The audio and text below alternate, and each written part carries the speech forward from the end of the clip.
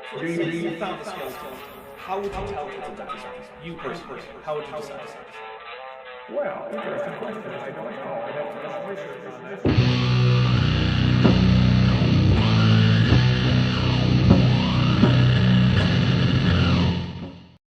All right, hello everybody. Welcome to Holy cow! Dapper Reacts. What now? No, it started without me realizing it was starting, and I was quiet. I thought that you were being quiet because you realized it was starting. Come on. Okay, that's fair. Why would you ever do that? That makes no sense at all. Not. All right. Carry on. Well, welcome everybody to Only You Can Prevent Creationism. Because, in fact, much like last time, if you want to prevent creationism, I will allow you to. So, you know, if you keep us going on non-creationist topics, then that's fine. But if we run out of things and there's a too much dead air, I hit play. And then we get the horrors of Brian Thomas telling us about how if you affirm the consequent, then therefore the Bible is true. Because for some reason, that's basically his entire shtick, is just, if P then Q, Q therefore P, about Bible inerrancy and historicity, which is just great. Before we get into it, though, I have 6 drinks to take just for gifted memberships, because Ben Thick Tunicate, Biogeography is, Ben Biogeography, I Choose You, Thick Tunicate, has gifted 5 Dapper Dinosaur memberships. And then Far Star Tad has sent in a super chat for $5 that says, "I'll be back when you least expect it, and and hell's coming with me. AIG is a hemisphere of hegsets." Nice. Ooh. And then Pegajace, Cryogenic Canine Claws, has gifted a membership. So which means I actually have 7 drinks to take, which means that it is time for Kip to explain to us why he hasn't finished Alien Earth yet. Oh yes, I can explain why I haven't finished Alien Earth yet. It's because I'm goddamn busy, and I am literally spending all my spare time recording and editing audio for the book. I'm sleeping, you know, maybe 4.5 to 5 hours a night, The book that you and haven't written yet? so the book I haven't written, yes, the imaginary book, and so when I do sit down to take a minute to watch some TV, I usually can only watch about 15 minutes at a time before I either get back to work or just fall asleep. So it's taking forever to get. I'm also watching Gen V right now, and it's and I'll admit I'm watching Gen V a lot more than I am watching Alien Earth. So I maybe I'll be done by Christmas at this point. I'm gonna say the weirdest complaint that I've heard about Alien Earth is that the alien looks like a guy in a suit, and I'm like, yes, that's the point. Yes, it should look like a guy in a suit, right? That's what the That's alien what looks happened. like. Yeah, That's yes. The weirdest. So I heard a complaint recently about Alien Earth that the characters in the show are unrealistically stupid. welcome And to they the lore, but unrealistically welcome to stupid the human Alien decisions. franchise. right. Also, That's half of them true, are but kids. also Kids are people. dumb. Yes, and people, right? Have you met Also, people? average Wayland Yutani employee. Yeah, there's that too. Wayland Yutani isn't trying to get the best and the brightest in their space truckers. Triceratops volcanoes do not equal pointy fire rocks. Kip part I added. Has been a member for 19 months and is at the amulet level, and says, like and subscribe, y'all, with 3 Mothras and then 4 disgusting pelagic tunicates. But I'll take a drink anyway. I'm pretty sure they do in Canada, by the way. So, I mean, maybe. Possible. Landon confirmed it. Oh, did he? He did. That's not how I remember it. Although You were there. That's weird. I remember him not confirming that. No, he confirmed it. I do remember him saying that you definitely owe me $500 a month on Patreon. I remember that. That was definitely. I also remember him saying that those were Zimbabwe dollars. So that sounds like something Landon might have joked about. Absolutely say that, and he was not joking. Well, there's no such thing as Zimbabwe dollars, so that can't have been right. I don't whatever the hell they were. He said it. Well, he might have said Zimbabwe dollars, but Zimbabwe hasn't used Zimbabwe dollars in quite a while because of the hyperinflation problem. Well, it's that was his recommendation, and if they happen not to exist, then I think I'm in the clear. I still remember when their finance minister came out to announce that they were no longer going to be calculating the inflation rate for the Zimbabwe dollar because their computers physically couldn't compile the numbers fast enough, and the numbers were too big for the outputs that the computers were capable of. That sure was a wild time. Jeez. Sorry, I am responding to Lawrence. That's not even hyperinflation. That's plaid levels of inflation. Yeah, basically. I mean, there were people who were running to like markets with wheelbarrows full of cash in order to buy eggs. That's kind of Finally, wild. Germany has entered the chat. Yeah. Turkey Swap has been a member for 24 months and sends a Dapper emoji. Thank you very much for the Dapper emoji. I really do appreciate it. All right, so we do have a super chat goal. It is 2 parts here. So I started it before the show started so that we would have basically so that people wouldn't super chat and then have it not count. I hate that. Whenever I set it after the show starts, there's always going to be 1 or 2 people who get a super chat in and it doesn't count towards the total, and I feel bad about it. So I've just starting them before the show starts and setting them for a nice long period of time.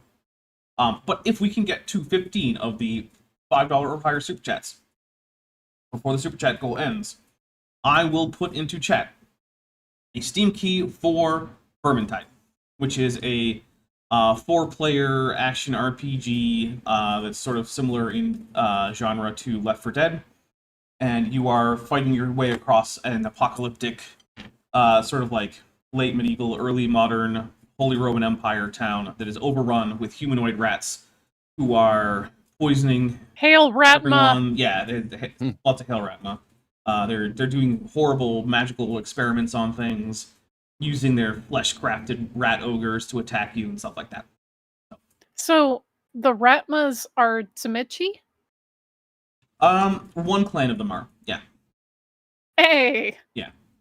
There's several clans, and it's Ratma one Vampire the Masquerade. Love this. basically, yeah. Well, I mean, if you want a Steam key for this, I do have 2. Maybe if you ask me nicely, I'll give you 1.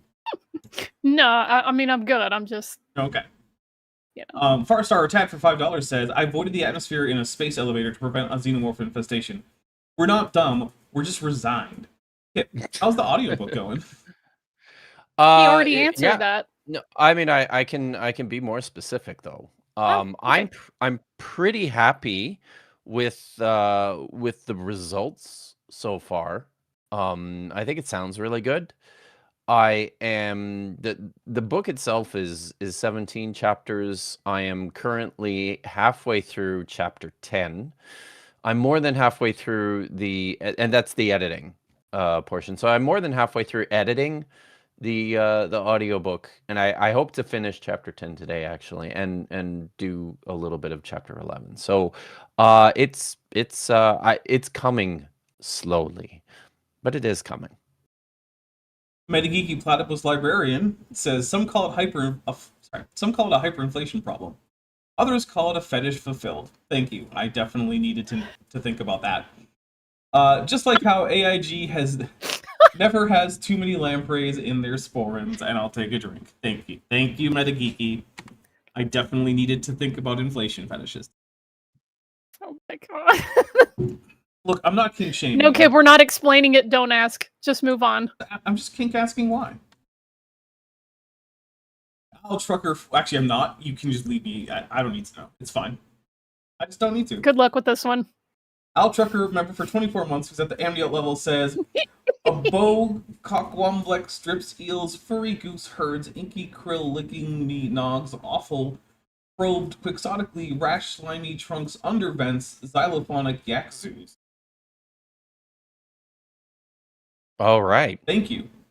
I think I made it through. Did I get any of them wrong? No, I was just wishing you luck because it took me about where the krill came in to realize it was trying to do an alphabetical acrostic thing and not trying to convey semantic context. Yes. Information. Sorry. Yeah. Well, so when last we left off with the video, which does still exist, and I will still hit play on it likely at some point eventually. Dr. Brian Thomas was amazed by the fact that the vision of the statue from Daniel corresponded so well to modern geopolitics, which is interesting. Except for all the times Yes. that it didn't. Yes. And also Right. because the only reason he thinks it corresponds well is because he read modern history into it, ignoring the actual history it's talking about, with things like Alexander the Great and the breakup of his empire into smaller mini empires and all that.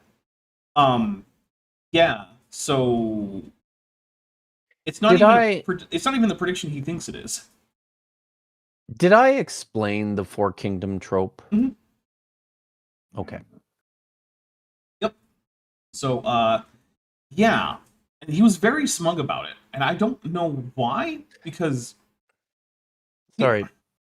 It's just something that really bothers me so much about apologists, because the four kingdom trope is not just a Bible thing. It's not a Jewish thing. It's something that we know about from other texts, other ancient Near Eastern texts. Greek literature presents the four kingdom trope.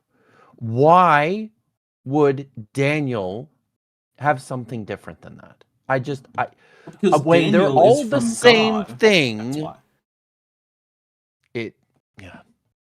That's the it's actual really answer that they're dumb, going to give. guys. It's just really dumb. It's dumb. It's a consistent Stop theme, right? being Every dumb. time the Bible Yeah. draws on tropes or themes or even stories from surrounding cultures that predate the biblical texts, the answer is always, yeah, but this one is different because God made this one. Yeah. That's it. Farstar Attack for $5 says, I would prefer you didn't hit play on the video. What are you working on recently, Vish? What am I working on? Yeah. I got a temporary contract gig to do copy editing for my friend's book on Jewish postpartum care. So I not only got to learn literally now everything I know about that particular subject, but I'm going to be working on some of those edits for the weekend for a little bit of rent money. Hooray. And I got to know that it was even a topic. Because if you had asked me, Yes. like, hey, what do you know about Jewish postpartum care? I would have been like, I don't know what about postpartum care could be particularly Jewish, but I don't know. I don't know anything about the topic in general. Yep. So I learned many things, and we're probably 2/3 of the way through our editing pass, myself and the author. So I will be doing that, and hopefully they'll be sending that off for various publishing pitches by Monday. Turkey Sloth for $5 says, Dapper, I thought AIG is a bag of dicks, not various carved gourds. I mean, look, I'm open to having a wide range of AIG as a bag of dicks variants in here, but primarily, yeah, they are a bag of dicks, which are represented mostly by eggplants. But hey, did you know that gourds and eggplants are both berries? So, there you go. Did you know about that? Sorry, what? Gourds are berries, as are eggplants. Cool. Yeah, and we'll take a drink for the AIG's a bag of dicks. Nice. You know what isn't a berry? Strawberry. Steaks. Also sticks, but strawberry, okay. not a berry. Yeah. Okay. Because the That seeds is are on true. the outside. Steaks aren't berries. Yeah, I mean, there are a lot of things that aren't berries. These cough drops aren't berries. My dice aren't berries. You know, my microphone, this whiskey and cola that I'm drinking, all not berries. Those are none of those are berries. Wheat berries, It's also true. not berries. Right. You ever have Yes. wheat berries? No. I like wheat I don't. berries. What are those? They're literally just the unprocessed wheat kernel. So it's had the chaff and That's what, what. removed, Oh yeah. and then, okay. then you Sure. just cook it, That's. and it takes forever to cook, but it's pretty good. Do you know what I have done? Think of many things that you've done, but I don't know when. My who was that? Was my grandfather's sister, and make like my great aunt. I think. That would right? be a great. Yeah. So they owned a farm out in this place east of Calgary called Trochu, and we used to go there Drink from Mothra. from time to time to visit, and her grandkids, who would be like cousins of some sort, second, third, maybe third cousins. I don't know. Okay, What hold number on. of cousins Her are those, Dapper? grandkids would be your second cousin. Okay. If she's thank your you. grandfather's Yes. sister. Yes, my second cousins. Now, yes. Your Are kids we would be their second cousin once removed. Okay. All right. So they taught Kinship me terms. to pluck the heads off of the wheat and to chew on it, and it turns into gum. It does, yeah. And that's fun. Doesn't taste very good, but it's fun. Yeah. Lieutenant Matt, practitioner of license plate magic, for $5 says, but have you considered that a culture on the crossroads between continents is hermetically sealed against other cultures and ideas? I had not considered that. In fact, it seems like the opposite of what might be true. Kind of does. Yeah. Oh, wow. Jared Notter knows Trochu.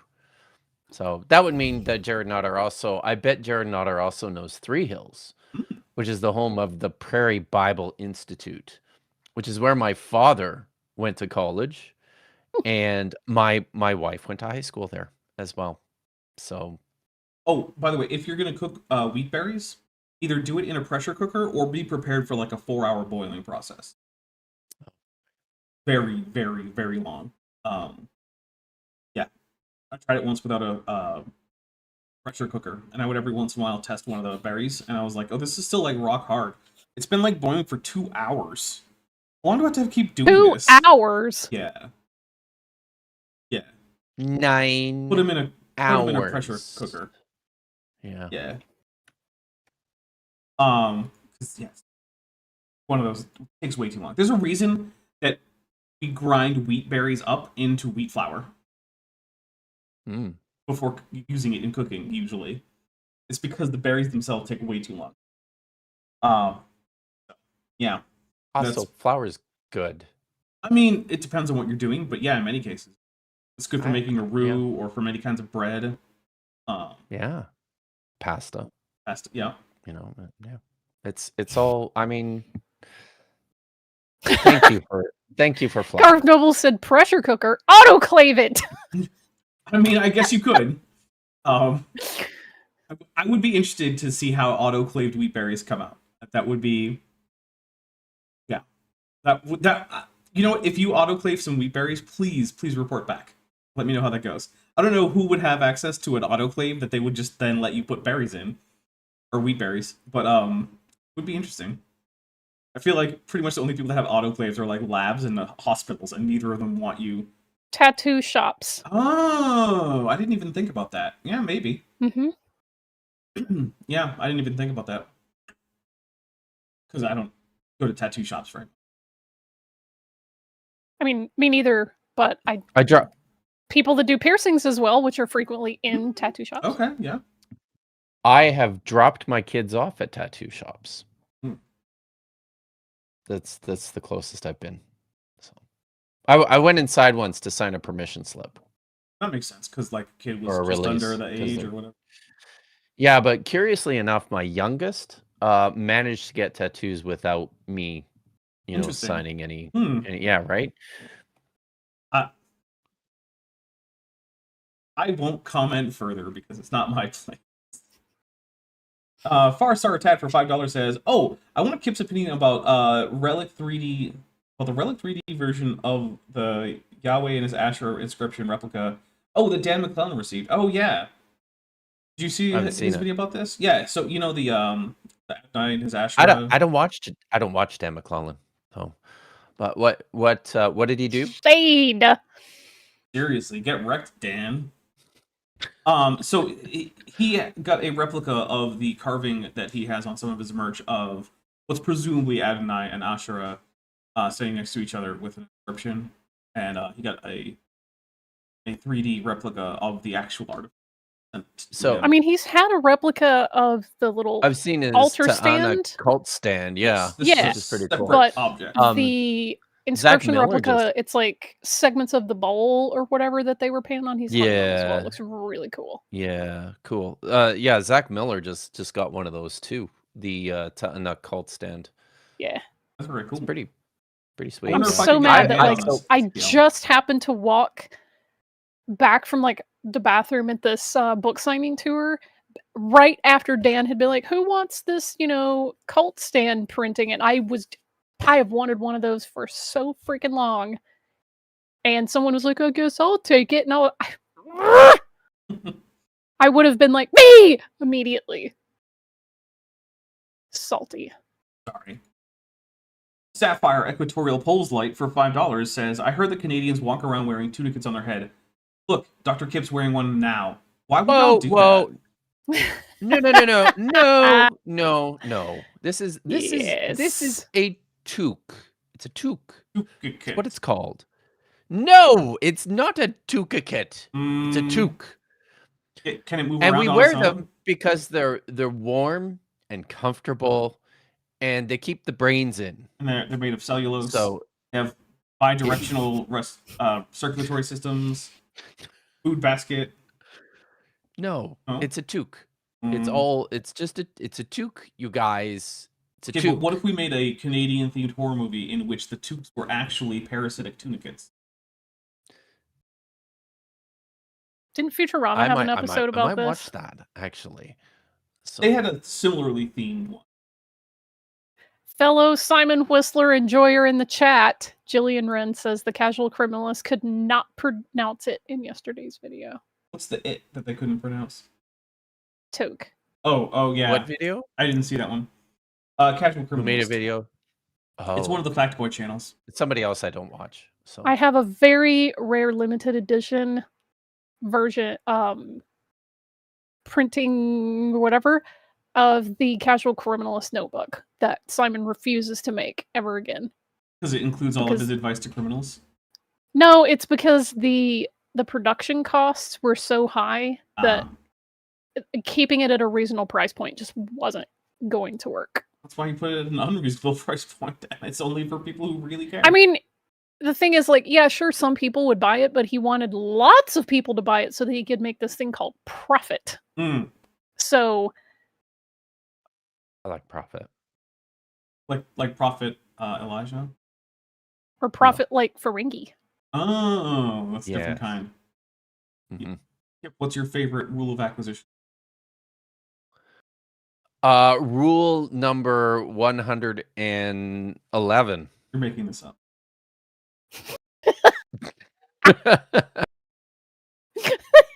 You know how good I am on my feet, Dapper.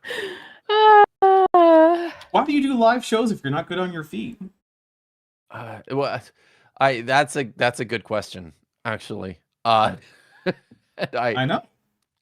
maybe I should. I guess I do live shows because people seem to like watching them, but I haven't explored thoroughly the reason why people like watching the live shows that I do.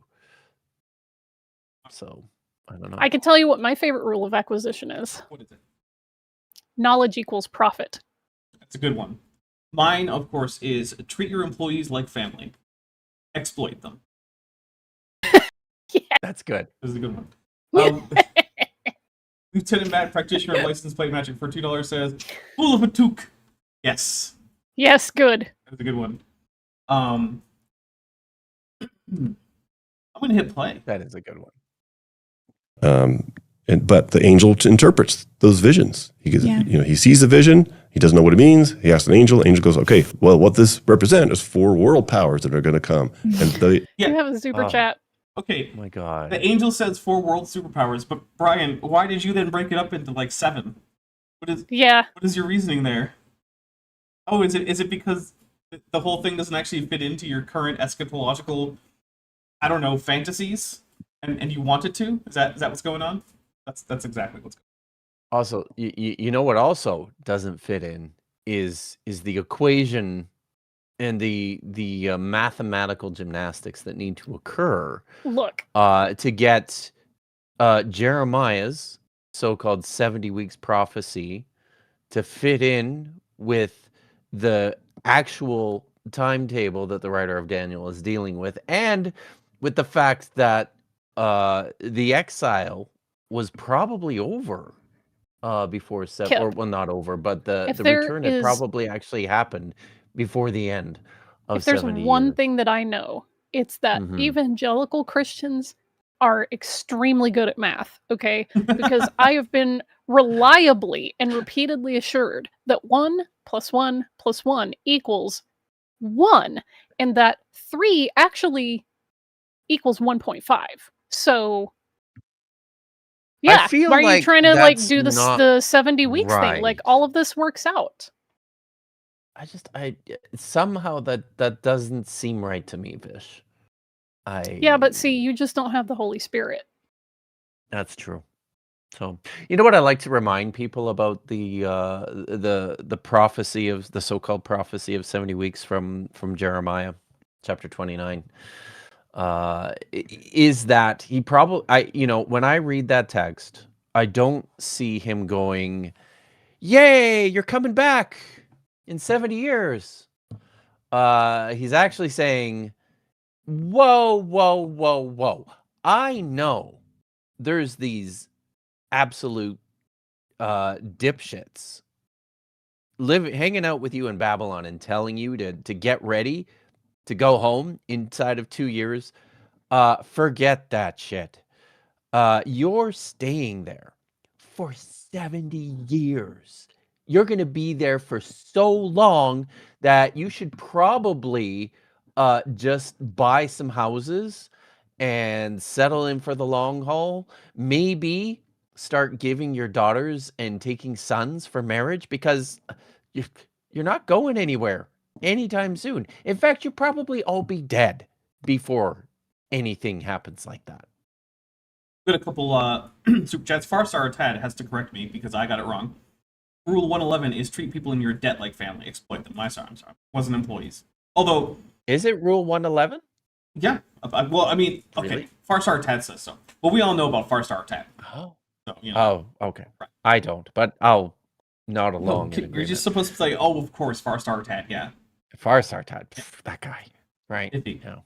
Then Naramda puts for $2 says 2 times 3 equals 3 factorial. Which, yeah, that's true.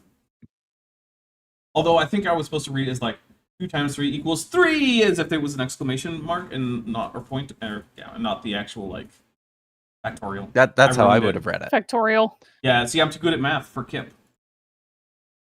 That's the thing. I'm very good at math. Are you? I am. Okay. So how would you figure out a 2D vector like length of the vector? What would you do? I do math. What famous theorem would you use to figure this out, Kip? Very famous theorem that you could use to figure this out. You should press play.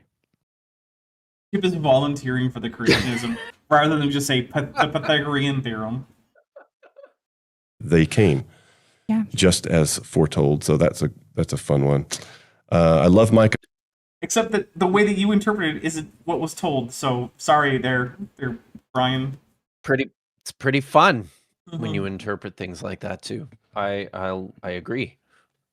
The thing is, look, if I'm allowed to just shove whatever crap I want into a prophecy, then I could make all sorts of amazing prophecies out of any book. Right? Like, any book of sufficient size, right? Like, there's a reason why there's a Moby Dick code that is a parody of the Bible code. Any text of sufficient size, if you are willing to just do whatever you want, to find whatever you want in there, you're going to find it, as long as the text is big enough, right? Oh, wow. See, I didn't know that. Oh, you That's cool. guys. I'm sorry to be the bearer of bad news, but Diane Keaton passed away. Uh-huh. The actor. Yes. It's unfortunate. Damn. Well, that's definitely the sadder than the death of Walt Brown, which also happened. I don't know who that is. Walt Brown But is Diane. Sorry. No, I'm trying to place Diane Keaton. You've seen her in a lot. You just don't. What is she? I know I've seen her. I can't place it right now. What is Father of the Bride? she? No, that's less helpful. First Or Wives not Club? help. No. First Wives Club? No, didn't see that one. She was also in the Godfather movies. Oh, yeah, I saw those a long time ago. Well, there you go. I'm gonna look her up In case you're wondering, so that I have a face. sorry. Walt Brown is the guy who invented the hydroplate flood model, which is, of the two main flood models that are out there for young Earth creationists, the one with the worst heat problem, if you can believe it. So, I mean, there has to be one that has the worst heat problem, right? So why not that one? let's see. Farstar Tad is trying to start the it's her. Okay. the game. The vector game. What game? No, The we're game not with the doing vectors. that. Come on. Oh my It's God, never you been guys. up to you, Kip. It has never once been your call whether or not we do the vector game.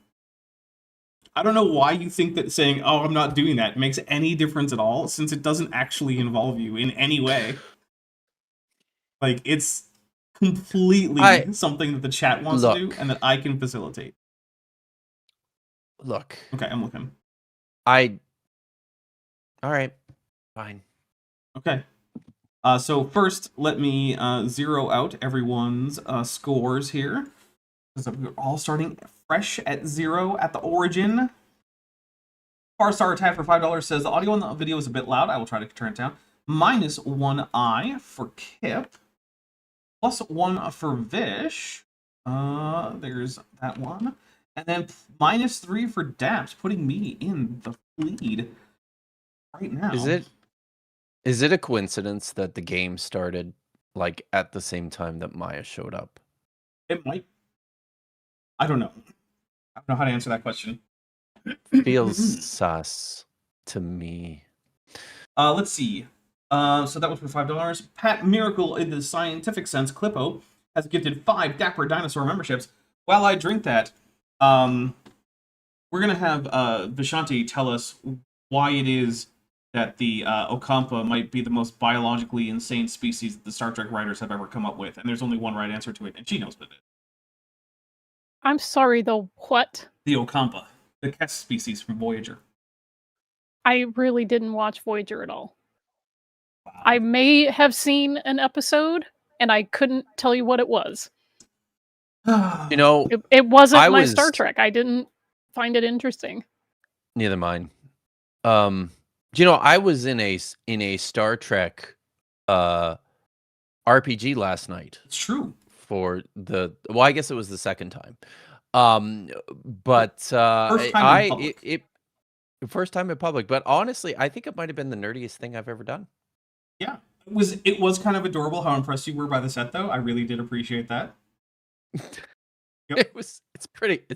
It's damn impressive. Thank I gotta you. say. I spent a lot of time making it. It really looks like you did.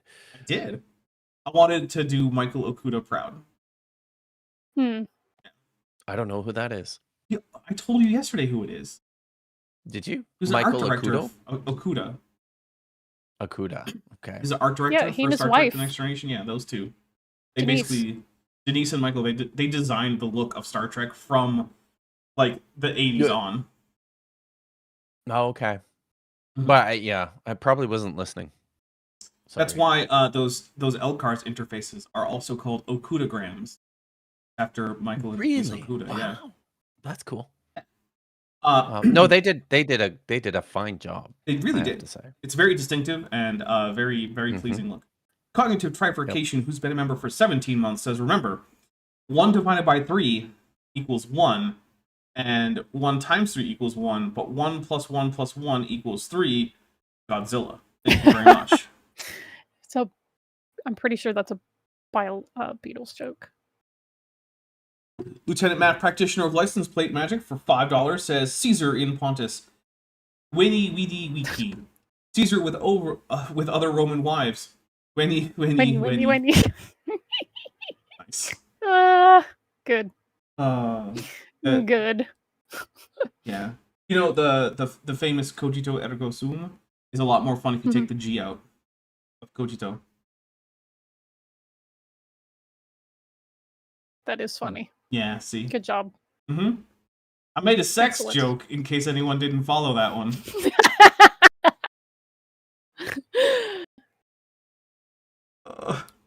Movie Doc Brown, or not Doc Brown, God damn it. Movie Doc Holiday would be very impressed. I'm sure. And very much a fan. How's in Latin? I don't remember. Oh, his is good. Remember, because he and Johnny Ringo had that whole argument in Latin. Oh, yeah. Okay. And he goes, "Oh, now I see that he's an educated man. Now I really hate him." And he did it drunk, by the way. So, what is it? Modifius, which is the company that makes the Star Trek game that we're playing, recently released a TTRPG for Cthulhu Mythos games set in the Roman Empire. And there's definitely a part of me that wants to try to get together a group of people who are going to try to struggle through playing in Latin for extra authenticity points. And I think it would be quite amusing to try to do that, but also extremely frustrating for almost everyone involved. Unless we got, like, Luke from Telemothy involved. Dapper. Cognitive Trifurcation just wrote, I mean, Coito ergo sum basically describes most multicellular life. Oh, that's true. That is true. Yeah. Yes. Yeah. Mm-hmm. I guess it depends on exactly how strict you are on the definition of what counts as, like, coito. But, like, yeah, overall. Definitely. All right. A 5-2. I try to remind myself of it each Christmas, because it foretells that the Messiah would. Of each Christmas. Because Jesus. That's it. No, That's but all. what is it? What is he Okay. reminding himself of each Christmas? I missed it. Story of Daniel. Oh, Okay. Yeah, Really? he's reading Wow. That's weird. Christological prophecies into Daniel. I mean, oh, most I Christians think that don't he's talking about Daniel do 70 weeks. that. Yeah. Okay. Yeah, but again, And Daniel was I mean, riffing on Jeremiah, so. most Christians don't do that. Brian isn't like Yeah, other but the Christians. evangelicals do. That's fair. I grew up evangelical, and I don't remember Daniel factoring in much at all to our Christmas celebrations or services. I mean, or It's not teachings. like part of the whole pageantry, but it is. I've noticed that it can be common for a Christian to go, see, right at the exact fulfillment of this numerical prophecies when Jesus was born. Therefore, he's the Messiah because he, Yeah. was born right at the end of this, however many 400 something years. Let's Yeah. see. We got a couple things here. Inappropriately capitalizing stuff, who's been a member for 41 months, is at the amulet level, says, nothing funnier than the fact that England has a region called Sussex. Yep. What's so sus about it? What are they doing over there? Farstar Tad for $5 says, spinning my shot glass in Vicious direction, Frederick effing Chopin. It's Chopin. No, god damn it. Chopin. Frederick fucking Chopin. And then it's plus I for Kip. So, all right, Kip. Oh wait, I think I forgot to actually. Yeah, you should be at 2I. So. Oh wait. I used to play the Minus piano, and 2i. I didn't particularly like Chopin. Why not? Sorry. I don't know. Oh no, it's plus Maybe 1. it So was- you're at 0. Kip. Maybe it was hard. Plus 4 Might have been from hard. Vish. Dapper can live in the void. Ouch. Ow. All right, so yeah, now Vish is in the lead at 5. Kip is at 0, and I'm at 3. That's who's winning. All right. And we are only 3 super chats away from the first Steam key. So we have a possibility for up to 2 Steam keys today. And the first one is only 2 or 3 super chats away. Would be born in Bethlehem. Yeah. And what does it say? Something like, I really don't think there's anything in Daniel talking about Bethlehem for the birth of the Messiah. That doesn't. God, Don't remember that there's- thing there. This is just like completely. I mean, would you call this a non sequitur? It's not like- even a thing. It's just noise. It's not a thing. That's it. Yeah, he's not even wrong, Mhm. right? Like, yeah. It's like the clanging of cymbals and just some noise signifying nothing. I'm making biblical allusions, everybody. I mean, everything you- can be a fulfilled prophecy if you're wrong enough. It's true. That's That's Did he basically misunderstand it enough? Very true. a lot Yes. of what he's doing here. Is just like, I can make it a fulfilled prophecy as long as I just ignore everything about it. Yeah. Which, like, yeah, Bethlehem, Ephrathah, that's the district. Though you are tiny among the towns of Ephrathah is Judah. a district? So, Is that what we're- that meant? no. no, Mm. Hey. I love the face I- right now. It's a good pause God. face. it is a good pause face. So we're just jumping out of Daniel into Micah for reasons. Yeah. Because God wrote both of them. So, True. really, it's like You know, jumping from like the Silmarillion to Return of the King. It's fine. You can do that. They were both written by the same guy.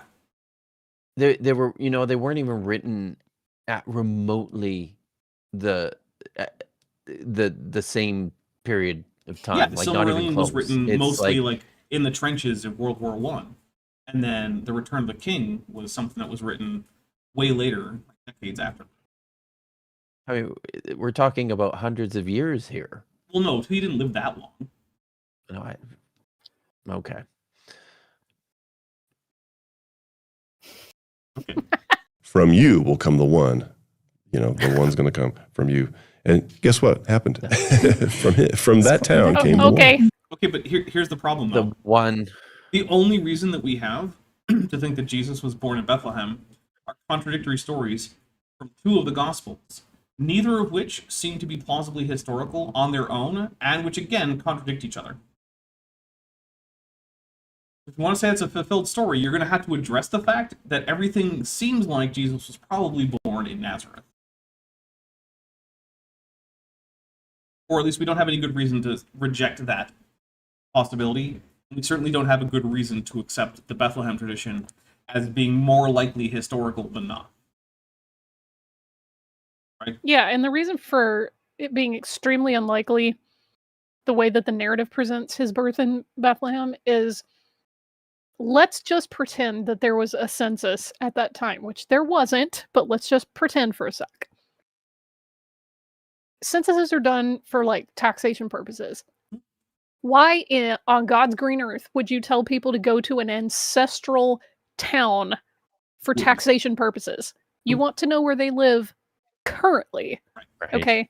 Besides, anybody who's even done basic family tree work knows if you go back maybe 3 generations, your ancestors could be coming from wildly different places. So which ancestor did he selectively pick? Yeah, it's nothing about that makes any sense. Also, we have very good reason to think there was never a slaughter of the innocents, because while the Romans could be brutal and were not exactly nice guys, they also were interested in keeping like their provinces under control. And at no point in human history has going around slaughtering a bunch of babies selectively been something that people were just like, it's no big deal. But that wasn't alleged to be the Romans. That was alleged to be Herod. Right, but the Romans had Herod as a client king, and so if he had done that, Yeah.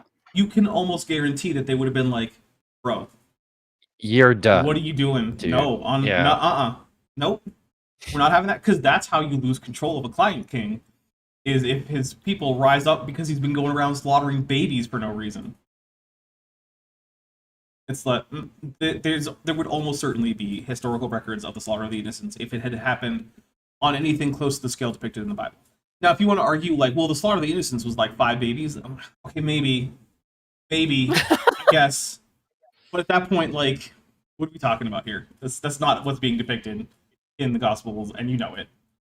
Kent Jeffrey of Arimathea Halstead for $9.99 says, +5 and +5i to my childhood best friend of 75 years, Skip Davis.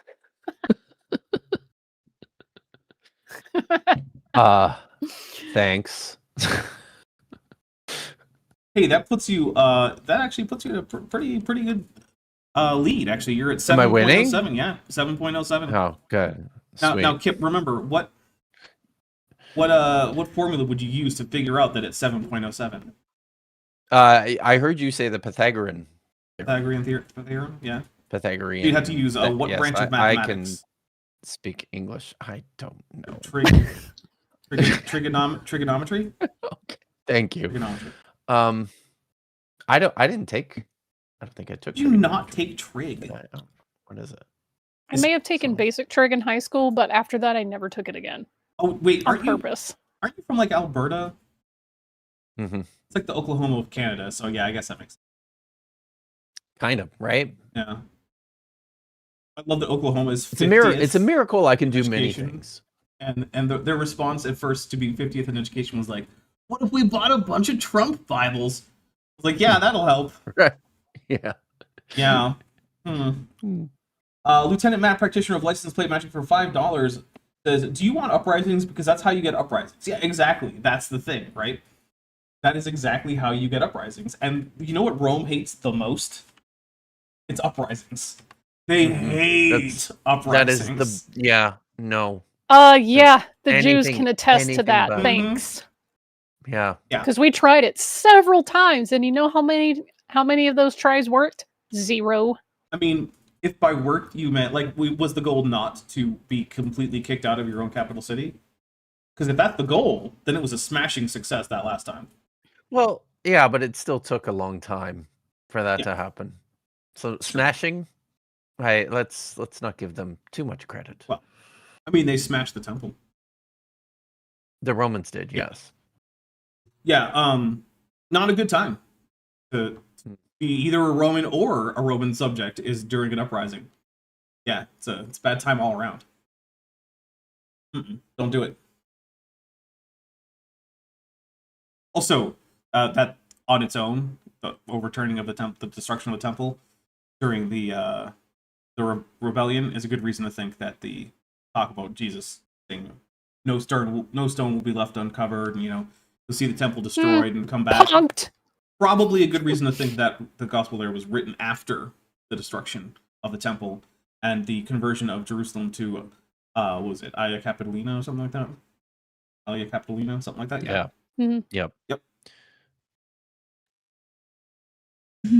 Yeah. Yeah. And so Yeah, absolutely. And those are 3. Yeah, and and just like with the, archaeological discoveries, there are so many prophecies and we can talk for hours. I think even We're only one super chat away from me tossing a Steam key into the chat. just building on the Micah 5:2 verse that you brought up, even Isaiah, we see so many prophecies about who the Messiah was going to be. And specifically, I think of Isaiah 53 and even tying in with the archaeological finds. One of my favorite discoveries is in the Dead Sea Scrolls. Kip, you don't know anything about the Dead Sea Scrolls, do you? Well, I know that this is the Temple Scroll. Not the Great Isaiah Scroll? No, it's Do you think not. they just searched Dead Sea Scroll and found a picture that they liked and slapped it in That's there? what I think they did. I'm just impressed. I mean, I'm impressed that they managed to get it right, right side up, because that happens a lot. That's more of an So, AIG thing that they I do it upside down. I guess that's good. Yeah, book publishers do it too, by the way. That's unfortunate. So, isn't it? Yeah. So, yeah, I know that much.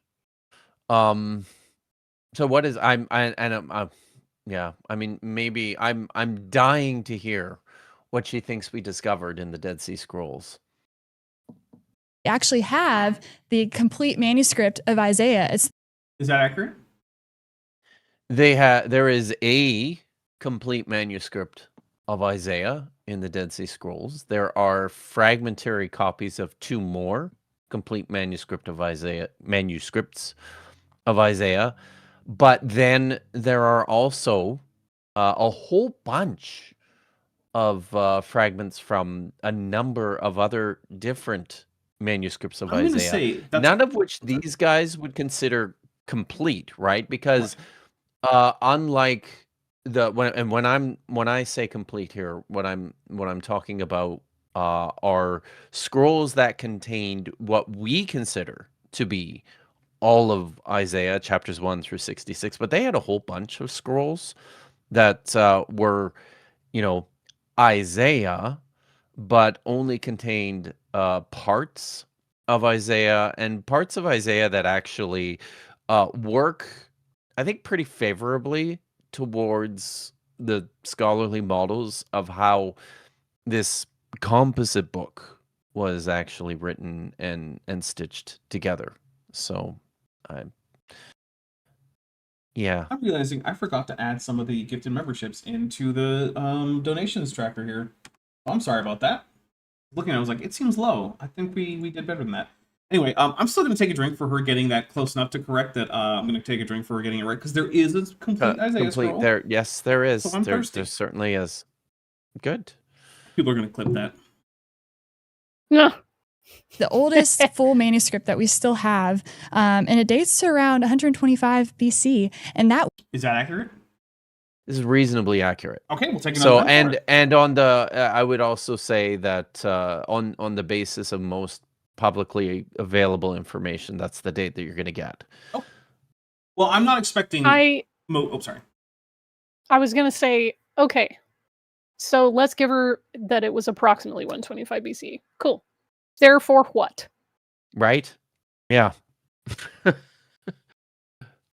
So I mean, that's the thing. I think that's this is one of these things. I can kind of see where they're going, and I'm sure they'll get to this point. But one of the things that really bugs me about the way these conversations tend to go with Christian apologists is that they operate under this assumption that Isaiah 53 is so precisely close to describing the crucifixion of Jesus that it was, impossible for it to have been written beforehand unless it's a fulfilled prophecy. Therefore, there was always this lingering doubt that anybody wrote this prior to Jesus's crucifixion.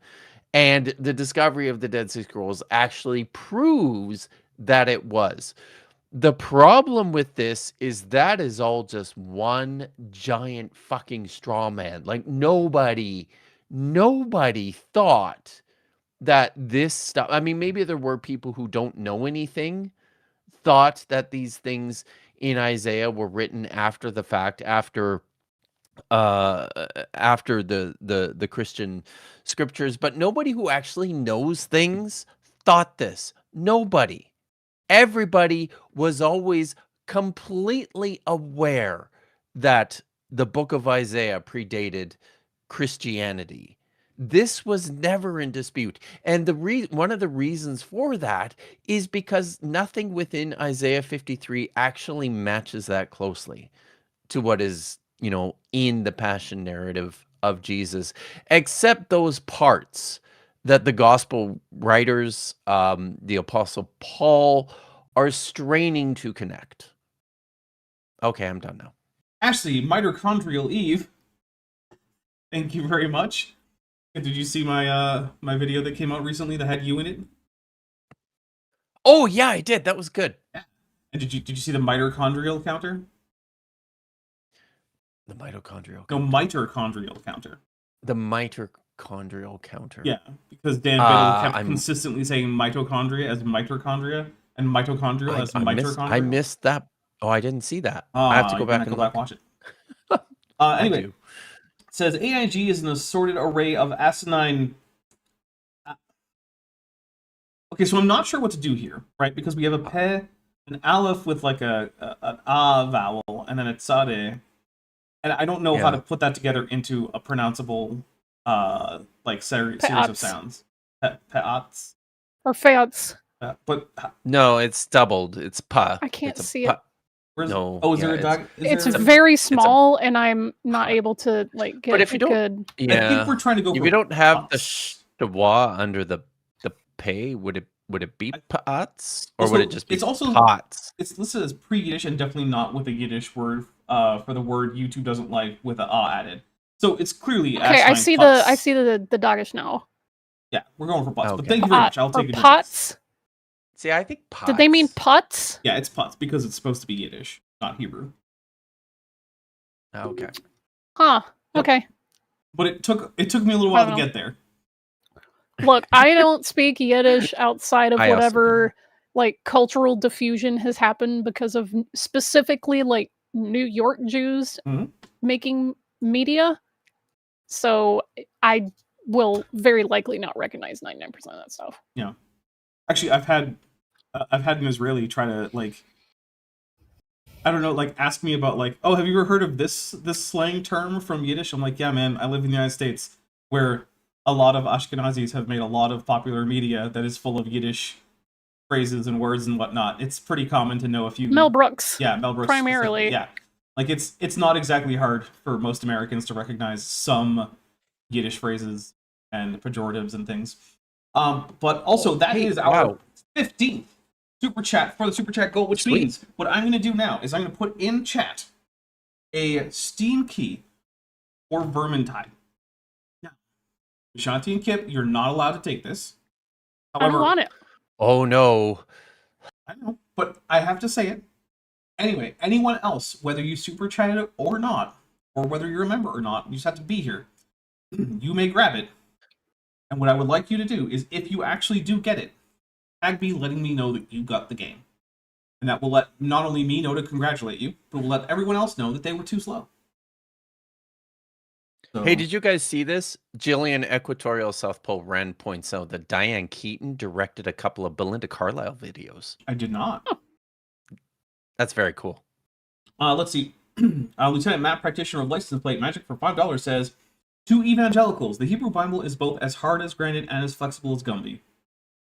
Yeah, basically. It's the way most people deal with the text. It does what it needs to do based on whatever things you want it to do. Yep. Lieutenant Matt, practitioner of license plate magic for $2 says, for example, in this case, butts. Yeah. All right, let me just update the fun thing here. We're at 31%. Also, I do want to let people know, as right now, the Get Bent Free Pizza is where it has always been. It is going to start going up because of good news. Bent has started to become significantly more stable in terms of finance.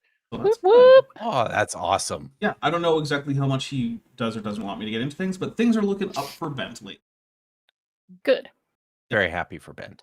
Yep. Also, I know I had mentioned there had been some family emergency stuff that I was also not going to get into. That also seems to be on the mend, and things are getting back to normal on that front too. So, oh, good. Yeah. It was a very roller coastery couple of weeks for Bent. So, but currently we're coasting upwards. Let's see. Jester for $2 says Yiddish, best language to vent frustration in. You know Incorrect. That's Russian. What about Klingon? Have you tried Klingon?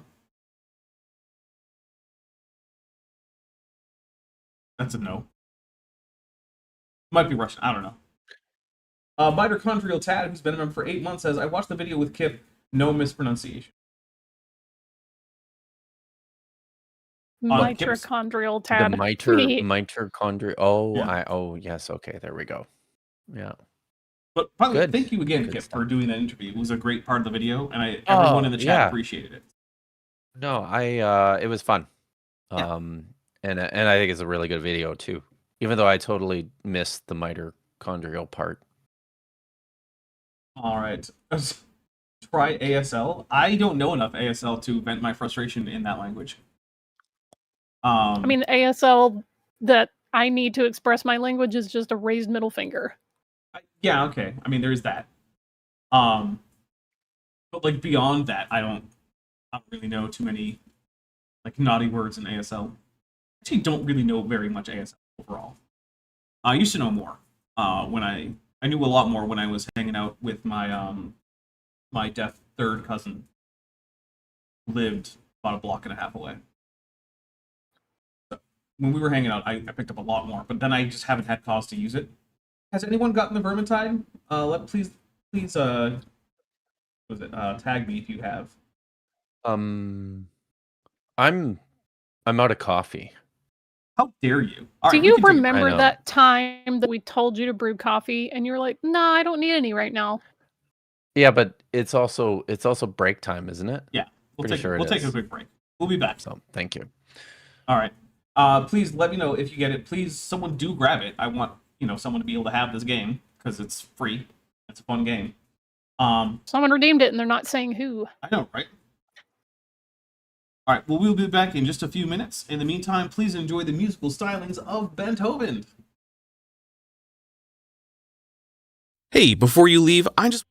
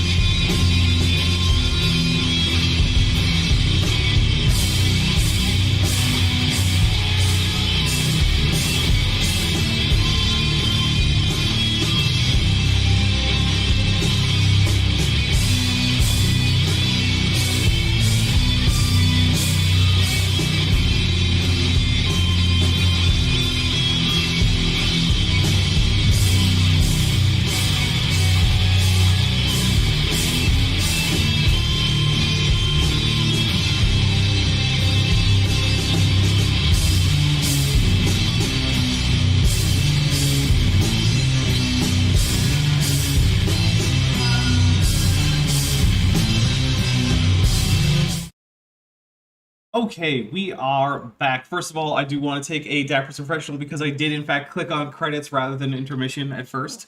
My apologies. So that's on me. Also, I am getting confirmation that the Steam key has been used. I don't know who used it, but I'm glad that you did. In case you guys are wondering, the next Steam key is for Mechanicus, which is a turn-based tactical combat game, which I really, really like. I think it's an excellent game. It's not super long, but it also has one of the best soundtracks in a video game that I've heard since, I don't know, Doom Eternal or Hollow Knight. Excellent soundtrack. that would be the next key that I give away. And also, I want to say thank you very much to everyone who has been supporting me, whether it be through super chats, gifting memberships, joining the memberships yourself, joining the Patreon, any of that stuff. It really helps out. I'm sure you guys have heard that it is not an easy time to be on YouTube right now, and that has been hitting me too. Basically, pretty much all my stats are down, and it's not just me, so I don't feel like I'm being particularly targeted, but it's rough. It's really rough watching videos that I worked really hard on just not get the views that even they would have even just a month ago, or watching view hours go down and watching number of impressions go down and stuff like that. And while for a while it wasn't super impacting what the channel was making, and I don't like to talk about that much because it feels, I don't know, lame to just talk about the channel and what it's bringing in, but it is beginning to affect that a bit. And so right now, like I said last time, we're not in emergency mode. I'm not about to shut down the channel. However, if the trend continues this way, that might become something in the long term that might have to happen. But the longer I can keep doing this, the longer I want to. I don't want to stop doing this in the foreseeable future. And one way to help with that is to join the Patreon. I'm going to try and really push the Patreon right now. The other stuff also definitely helps. Please be a member. Please super chat. All that stuff. It's all great. But the Patreon is where I get to keep the most of the money that you want to send to me. Right? Their fees are about 10% overall. It's a little bit more complicated than that, but generally speaking, if you give a $10 pledge on Patreon, I get about 9 of those dollars. Whereas if you do it on YouTube, a $10 super chat, I get 7 of those dollars. So Patreon is a significantly better split there.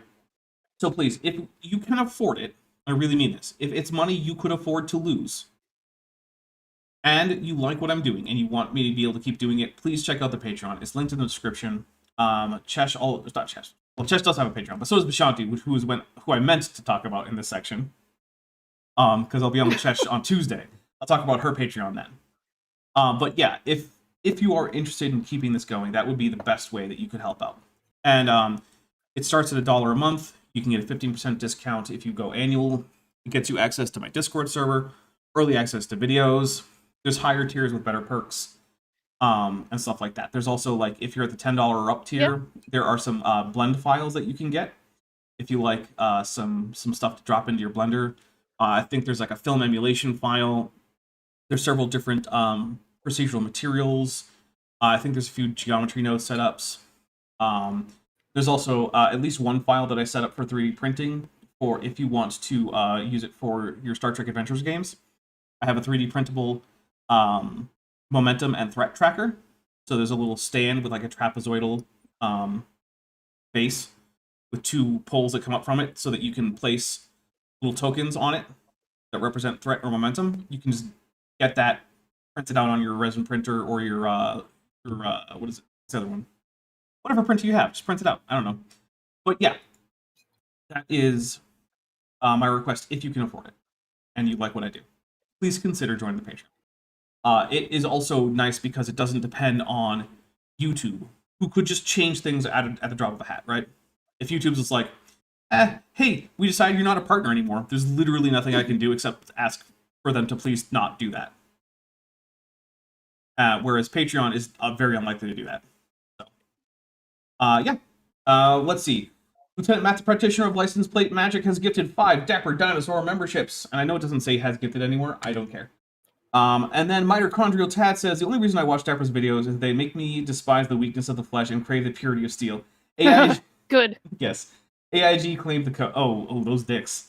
Well, we'll talk 6 drinks. So while he's drinking, my Patreon, I did retool it just a little bit to add in some more possible donation levels for support. And there are some levels where if you stay a Patreon supporter for 3 months, you get a sticker with my logo on it. Yay! Which is very cool if you like stickers. And shout out to the people who got me some stuff off my wish list this week. I got some books. I'm very excited. Very cool. So thank you. My wish list currently has a plastic crack on it, and if you get me those, please understand that while I will appreciate it, you are also helping me start up an addiction. So, like, you know, putting that out there. Look, I was under the influence of at least one chemical last night, and I came very close to buying $150 worth of Stompy robots. Oh God, Yeah, but then this is a little too relatable. I'm sitting there. I'm like, oh man, that's a pretty good deal. It's 11% off MSRP, and it's already a good deal at MSRP compared to what you're getting in this box. And like, I could have Stompy rope, and then I'm like, okay, yeah, but I like, want to know do I really that want to I'm just not drop the only 150? one who gets chemical influenced shopping impulses.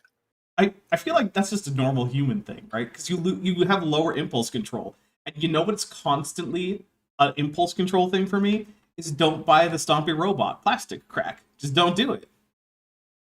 Constant impulse control. So whenever my impulse control drops, I'm like, I could buy Stompy robots. I could buy $150 worth of Stompy robots right now, and they would show up at my door in 2 days.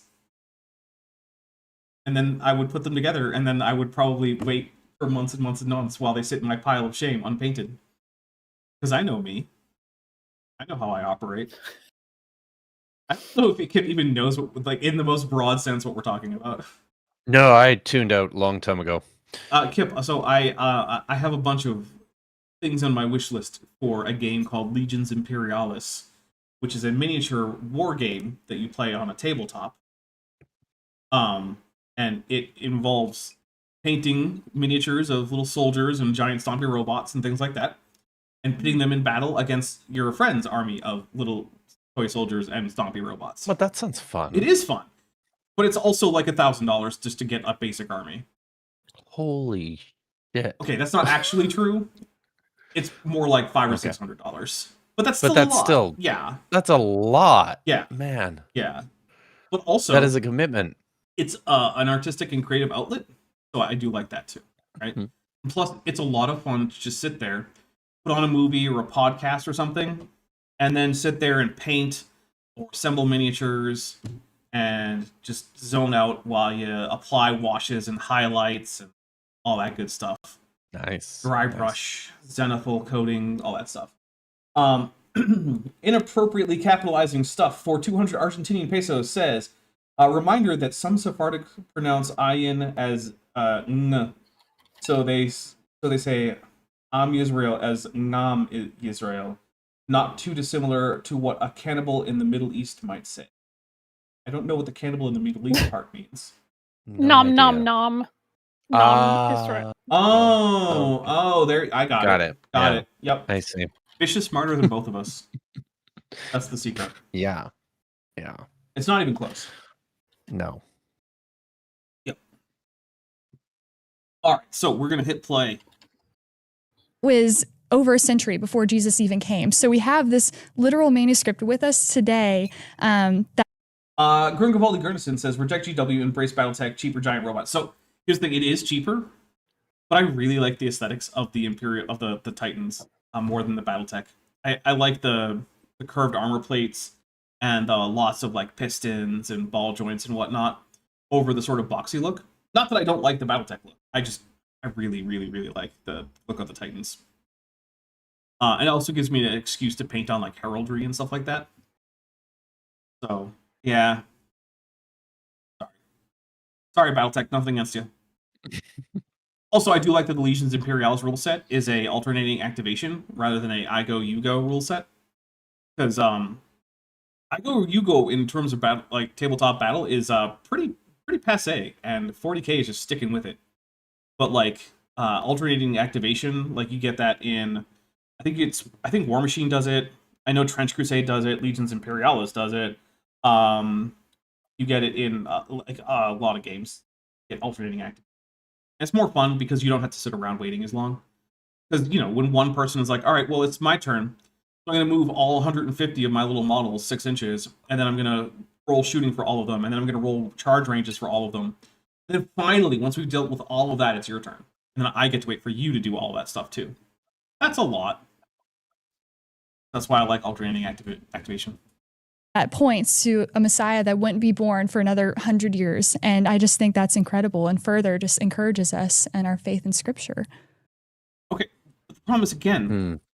if you want to accept these as evidence, you have to have good reason to first accept the historicity of those parts of the Gospels that claim to be describing a fulfillment of the prophecy. And the problem is, we don't have a great historical reason to do that. And we would need that. So that's one of those things, like, where you have, even Christian scholars will talk about, like, well, here's what I can say about history. And here's what I believe that isn't necessarily contradictory with history, but that I can't demonstrate from a historical point of view, right?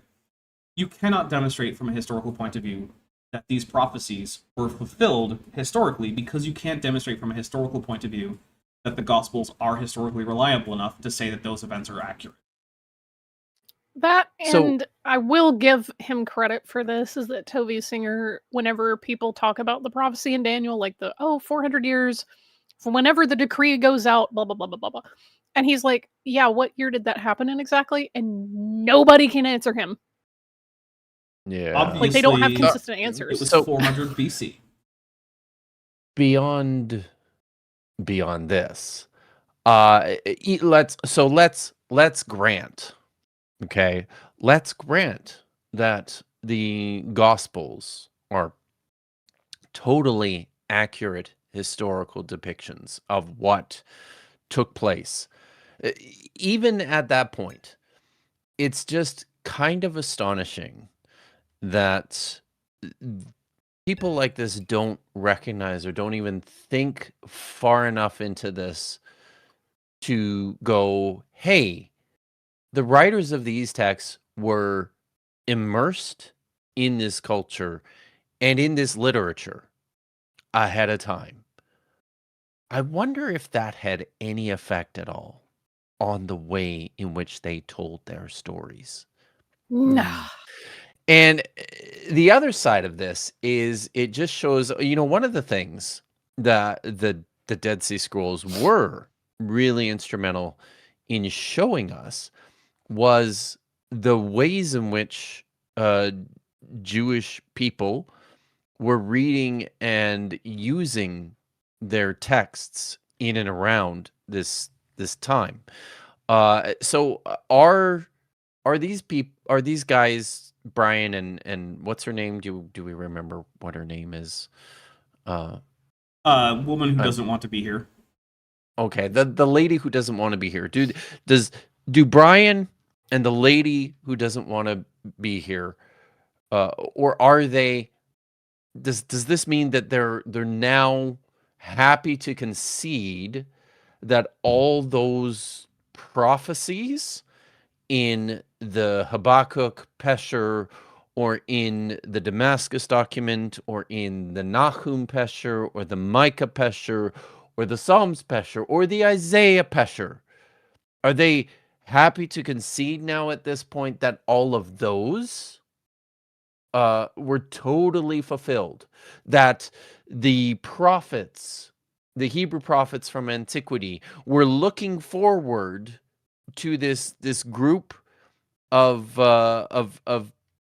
readers and collectors of the texts in the 2nd and 1st century BCE when they wrote those prophecies. Do you think they're willing to do that? It might Because be. I don't know. yeah, I'm skeptical. Because that's essentially what's happening here. When we see this term repeated a lot throughout the Dead Sea Scrolls, it's a term that Paul uses in his own writings, although translated into Greek, according to the scriptures. And when they use this term, what that means is there are things that have happened in the immediate experience of these people, and they're probing their texts, going back and going, what could this possibly mean? And then they latch on to sometimes completely contextually irrelevant stuff just to force the point that this is now more meaningful to me, because it sure looks like I can imagine that this looks something like this text that I think was actually written hundreds of years ago.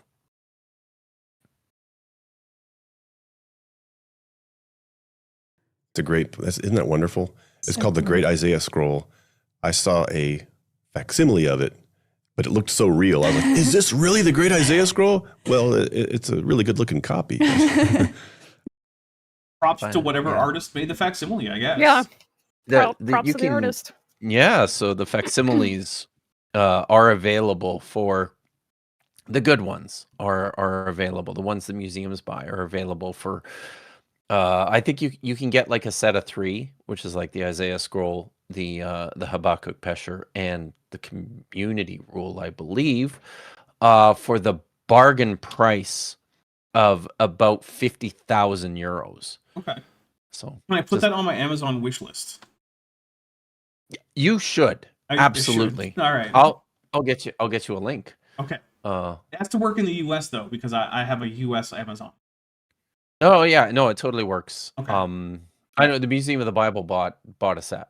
I mean, that makes sense. They're would in the expect them US. to. So, yeah. But did they buy it from Amazon? Probably not. Oh, maybe not. Yeah. Yeah. Now I wonder if you can get it through Amazon. But if you can, you should absolutely Yeah. put it on your wish list. That, I mean, to be fair, that at least won't be like starting an addiction for me. So like, No.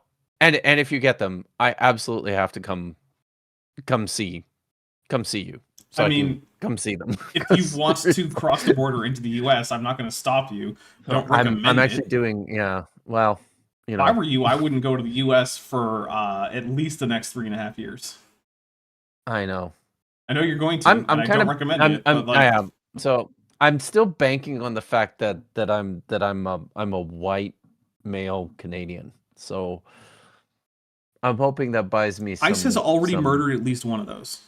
good. Mm. Yeah. And I'm not kidding. That's already I been know. a thing. So No, like, I know. you know, I wouldn't do know. it. If I weren't currently in the US, I would be doing everything I could to not re-enter.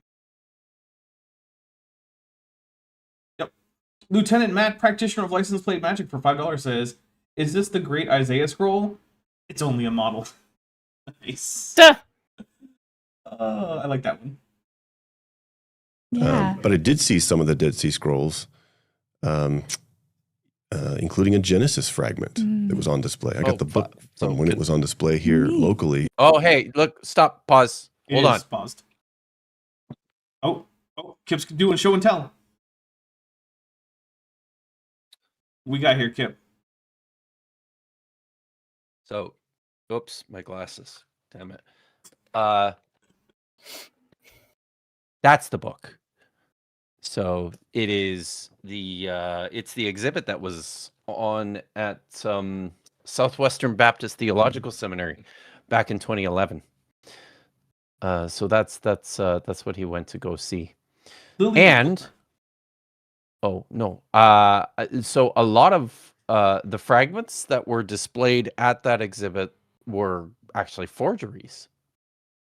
Not all of them, Yeah. but a bunch of them sure were. So the reason I really like this book is because this is I don't know, you probably can't even see it, but it's yeah, you can kind of see it. This is the only picture that I have and that I've seen of the so-called butterfly fragment, which is and maybe that's what he's talking about. He might be talking about the it's a good-sized fragment, right? Of the book of Genesis. It's currently, as far as I'm aware, it's still in the possession of the Kando family in Israel, and the price on purchasing this particular fragment has ranged dramatically to the point of, like, I've heard that the asking price was upwards of $40 million I'm gonna put that on my wish list too. in 2017. Going on the wish list. Oh my god. There you go. Guys, save I don't save up to give think me a you gift can of get a that $40 million one gift. from Amazon. So No, it just yeah. says there's only one in stock. Act soon. Yes. Okay. Lily So, yeah. Lily P Oh, Silly Lily says, do we find heretic texts in the Dead Sea Scrolls? They're all heretic texts because none of them recognize the supremacy of the machine god. So, was that a super chat? no, it was a tag. Oh, okay. Oh, okay. Oh, I see. But this is a super chat. So, yeah. Roshna Pre-Yiddish Keller for $4.99 says, remember, normal Mountain Dew is supposed to invoke a memory of orange juice. And it seems all great variants have citric acid and blue number 1. All right. Mountain Dew is a weird beverage. And it does kind of remind me of orange juice. But I also want to put whiskey. Hey, what's a Velma? It's the name. It's a feminine name in From English. Scooby-Doo? Scooby-Doo, yeah. I recognize it from Scooby-Doo, but why did Metal Geeky Platypus Librarian say that I almost did? Where did I drop my glasses? I can't find my glasses. Yeah, that's what that is. Oh, that's what that is. Okay. Thank you. Yeah. And it has fragments of Daniel. Mm. So yeah, it's got same concept. Interesting. Go ahead. What is so? I'm trying to wonder what like the rhetorical use of mentioning this is, because it is neat that the Dead Sea Scrolls exist and that he got to see some fragments of them, as well as some very good replicas. That's all cool. I would also be interested in seeing all of that. But what I don't get is how we go from that to therefore the texts under consideration are historically accurate, because we have old copies of them. Right. Yeah. As far as I can tell, no one's greatly disputing with him about like the date of composition for, say, Daniel. Well, actually, they might be. I mean, well. I mean, he Kip would. will. Yeah. Okay. He and I land on rather different conclusions. Okay, but how about this? Let me on rephrase this question, that. right?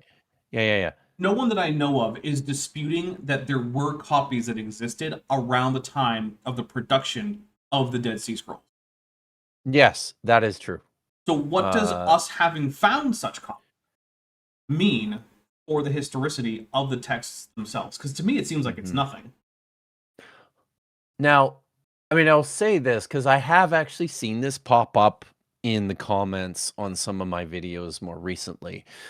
So there was some of the work from the Göttingen project, The Hands That Wrote the Bible, was published a couple of months ago. I'm sure everyone remembers seeing this about how the carbon-14 dates of a number of the manuscripts indicate that they're probably older than we once assumed. One of the manuscripts that was dated was the oldest copy of text from the Book of Daniel in the Dead Sea Scrolls, 4Q Daniel C, I think. And it set the date range to, I think, 260 BCE to about 160 BCE. So what I've seen a fair bit is people coming on to the comments on my channel and suggesting that now this has demonstrated that the Book of Daniel was written before 165. How would it do because that? Because the C14 date right now has this range. Okay. Yeah, but now this doesn't make sense to you because you understand how these things work. Well, yeah. First, even if we take the youngest point on that range, that just demonstrates that that's when like the vellum was prepared. Vellum gets reused. Yeah, it does, and also it lasts a really long time if you just don't use it. Like that too. But it's a range. Yeah, it's also a range, and that's why I'm saying even if we take the minimum part of that range, that isn't a problem for the later date. So I bring that up just to say that I've been seeing a lot of this lately. That people going, oh my God, we now know that Daniel was absolutely written before 165. I'm going, no, we absolutely. And the people, I mean, read the article, and the people who did the scientific work on this are coming out and going, no, Daniel was written in 165. Yeah. Right. Like it's not. Yeah, it's not. So, But that. Daniel in the Dead Sea Scrolls, though, is hella interesting to me. I think it should be interesting to everybody.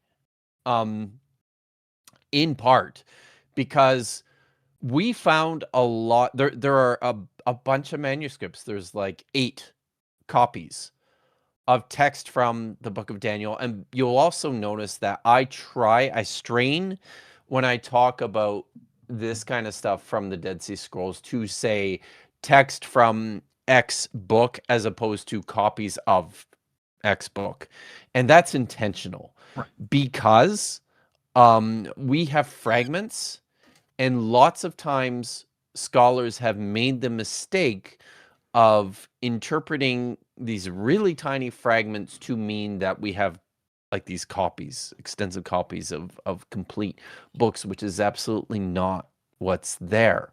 What's there, and what we have for the Book of Daniel is an excellent case of this, right? Like we have 8 manuscripts, fragments from 8 manuscripts that contain text from the Book of Daniel, but 2 of these are probably the whole thing from chapter 1 to 13.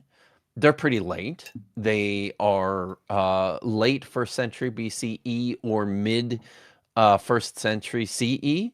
So, like plus 100 years after 160, which is when the vast majority of scholars date at least the completion of the Book of Daniel.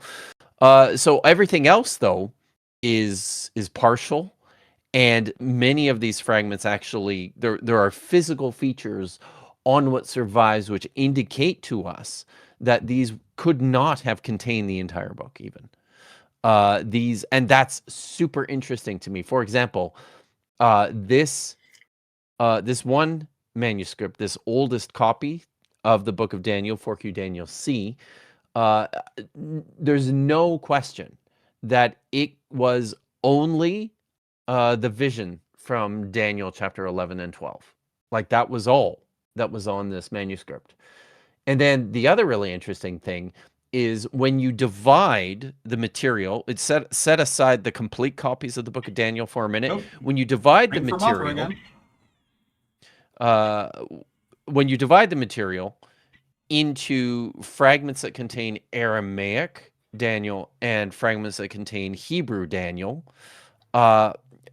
we have only manuscripts that contain Aramaic Daniel or only manuscripts that contain Hebrew Daniel, which I think are really significant. All of this stuff works towards scholarly theories about the composition of the whole collection of Daniel texts that exist in our books of Daniel, and they show that it's a really complex process of composition and collection that was still ongoing, right, all the way into the 1st century BCE at least. And in addition to this, there are other fragments from other texts which feature Daniel, the character, in different settings, in different stories, stuff that we don't have in the Bible. There's source material from the Book of Daniel that actually appears in the Dead Sea Scrolls. It's all very exciting. For $5, Gesture says 100% of the prophecies that they tracked were bullseyes on a target that was all bullseye, including the out of boundaries. What more do you want? Yeah, that is one of the things. Is a lot of this does basically just come down to the Texas sharpshooter fallacy, right? Yep. Like whatever the prophecy is, we're going to paint a bullseye around it and say, "Yep, see, we got it." You got it. Right around the year 0.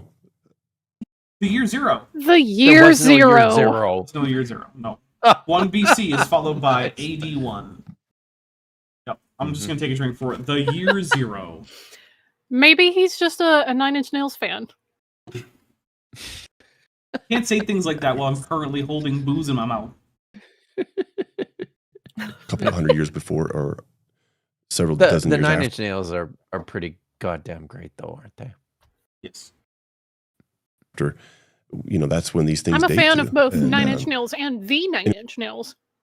Anyway, that's If you know, you know.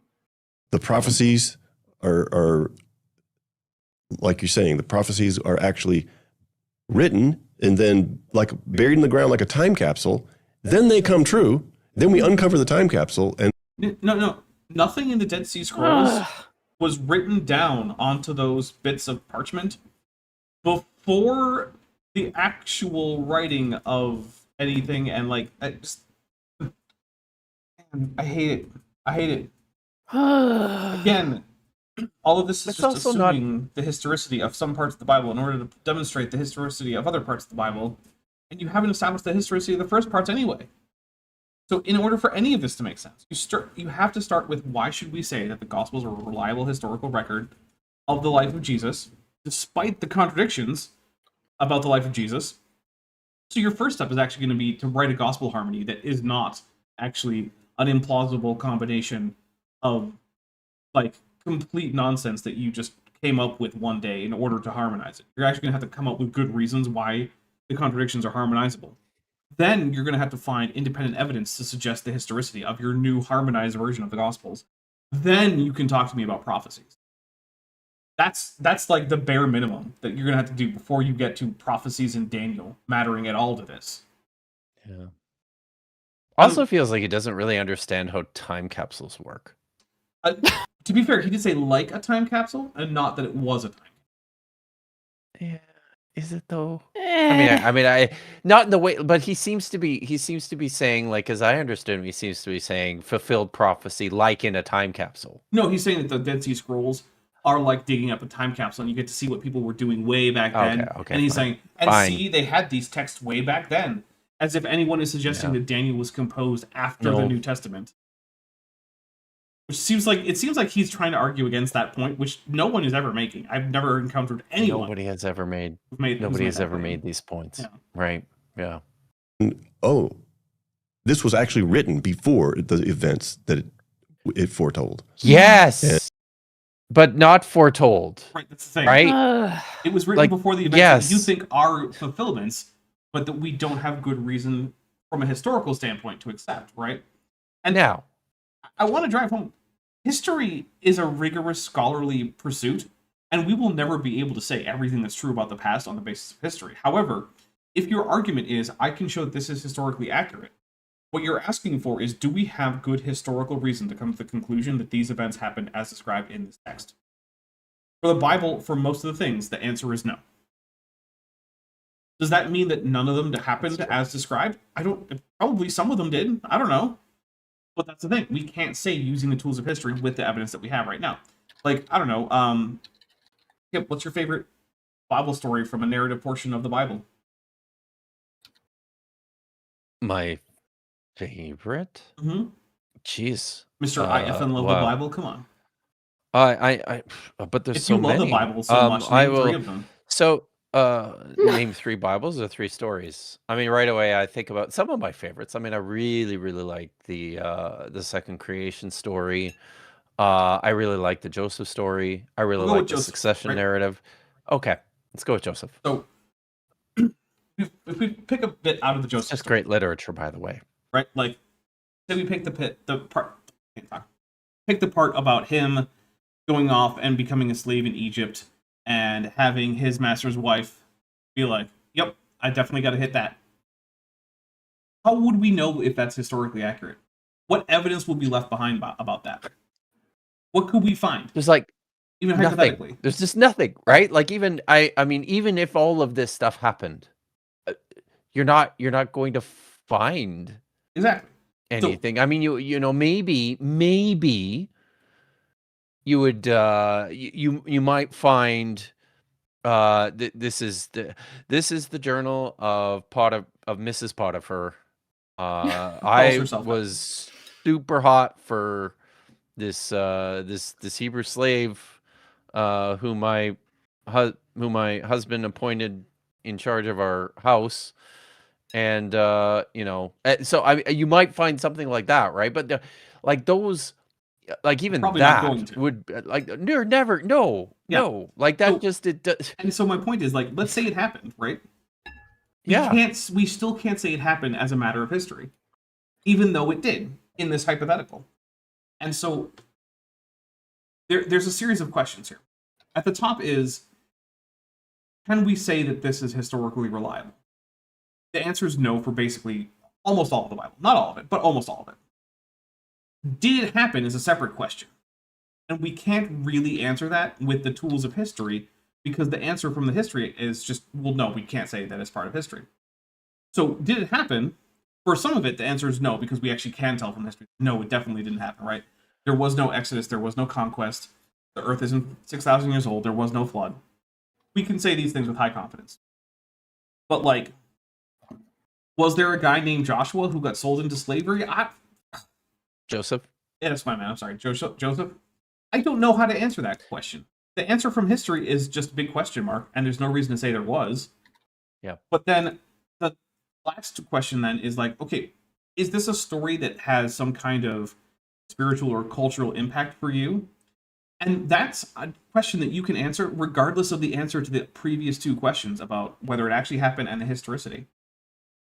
And yeah, instead, we're just going to roll all this into one thing, pretend that we have historical evidence that we absolutely do not, pretend that that means that therefore we can know that these things did happen, and then say that because they did happen, now I can find my spiritual or cultural significance in these stories. I think that's kind of backwards, and like, I don't know, I wouldn't recommend that as the way to go. But yeah, this just isn't historically something that we can say happened. Is most of the narratives in the Bible. And so that should send a message to us that, okay, this is supernatural. Yeah. And it is. No, there's nothing. I'm taking a drink. Just not at all. Do you guys remember when I talked about the dynastic prophecy? Yes. I even, you know, I took a drink for that. I read some of it. Yeah. Oh, so yeah, I mean, just to be, so yeah, maybe we can start having this conversation when we find, you know, 3rd or 4th century manuscript copies of the Book of Daniel. But that you know, that is not what we have, Even and that is not something we ever expect to find. The earliest manuscripts written at the time Daniel would have lived, it still wouldn't make these supernatural prophecies about Jesus. Mm-hmm. Yes, because again, we would have to start with 100%. In order to get there, we would have to also demonstrate the historicity of those aspects of the Gospels, which is a separate problem. So even if you also have to, like you could find the corpse of Daniel clutching his like rolled up manuscript, and it still wouldn't prove that these are supernatural prophecies about Jesus. Yep, because they're not about Jesus. They're just not. Even if I did a video. Sorry, it bears repeating. I did a video with Apologia a week or two ago, where I explicitly made this point. Jesus is not in the Old Testament. Correct. Not anywhere. Just not. Correct. Just stop.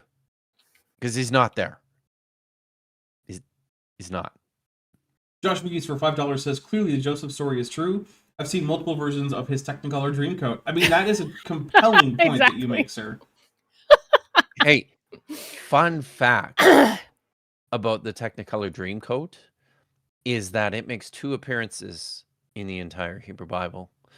In the Joseph story, does anybody remember or know where the second appearance is? In the Samson story. No. Anyone else? Or should I just tell you? Probably just tell us, so there's not a whole bunch of dead air. It's okay. It's in the story of Tamar, which appears in the succession narrative in 2 Samuel chapter 14. So it's I have a whole chapter about how about that? In my book. The book that you haven't written. That you have written. No, haven't that written. one. Kip, you've written no books. You can see it though, right? Like everybody can see it when I We don't hold know it up. that you wrote that. That could be someone else's book with your name printed on it. It has my name. It could be CGI, Kip. It could be actually CGI. could be a ghostwriter. Yeah. But listen, it's got a copyright. You use ghostwriters. Did you check with the copyright? We know how we feel about the copyrights, right? That you're supposed to check with them. Claude Simeon for $5 says, sadly, I grew up steeped in Jesus in OT evangelicalism, and I have a hard time not seeing him in some of the prophecies. Oh, yeah, right. 100%. Well, I mean, look, I get the it. narratives about Jesus But are... also, here's the thing. The easiest explanation for that isn't, hey, this one guy happened to fulfill all these things that the writers of those texts didn't know they were making prophecies about. The most likely answer, the one that's far more historically plausible, is the people writing the stories about Jesus were aware of these texts and wrote the narratives of the Gospels so that he would fulfill them. Some of them even tell you they're doing it. Just Like when it's, Yes. Jesus and his family go down to Egypt to escape, Herod's like death crusade. This is to fulfill the scripture that says, out of Egypt I called my son. Like, Right. they're pretty much telling you, so... Jester for $2 says, but every letter in his name is Kip. Every letter. So take that. Also, I'm still not convinced that you ever wrote a book. I'm just saying. I've written more than one. You say that, but I've never read two of They're them. on my bookshelf. Yeah? They've been reviewed by Kip, other Man, people. if You Brill can didn't read have such the freaking reviews of my overpriced, ridiculously You inaccessible printings. download them for free from certain places. Oh, so you're saying that you wrote some PDFs. Those aren't books, Kip. Those are PDFs. Yo, I'm not saying that you can go onto the internet and hoist your sails and go about on the high seas. But I'm not saying that. I have I'm just no dropping- idea what anyone is talking about, and I would never do anything like that in order just to dropping watch some things Godzilla in the vs. chat Hedorah here later on today. and books. If you're interested in books. No one is interested in books that you didn't write, Kip, and that probably don't even exist. The Bible is totally supernatural. Yeah. Because only a God who's outside of time and space and knows everything that ever will happen could have baked that into his book. As I'm gonna take a drink. I'm just gonna take a drink. Or people that wrote those texts, wrote narratives that fit the text. Like, This is not difficult. I will say that we have at least transitioned to a new logical fallacy, right? We were doing affirming the consequent, but now we're doing begging the question, which is to say that in order to demonstrate that the Bible is supernatural, in order to say the Bible is historically accurate, he's first assuming that the Bible is historically accurate, and then saying, see, when the Bible lines up with the historically accurate Bible, therefore, the Bible is historically accurate. Again, in order to get to the Gospels are historically accurate, you don't get to assume it, because everything he's saying now hinges on the historical reliability of the Gospels. That's something you have to demonstrate. And you can't demonstrate that the Gospels are historically reliable by pointing to other texts whose historical reliability you're basing off of the historical reliability of the Gospels. That's circular. That doesn't work. You have to actually start somewhere. And the problem is that where we started was just affirming the consequence, which doesn't help either. Lieutenant Matt, practitioner of License Plate Magic for $5 says, they can also be acquired by Crimson Public Assurance. Gibbs Books?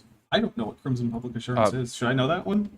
I'm sorry I have no if I idea don't. what that If is that's a either. reference, I'm sorry, I didn't get it. So, Vishanti probably gets it. She doesn't want to tell us, though. like, this is just such a... I'm like CPA. What are we talking about? Red, Crimson. I'm lost. Yeah, as Lily P. Silly Lily says, War of the Worlds happened because War of the Worlds says so. Yeah. That's why we all remember the Martian tripods. he did.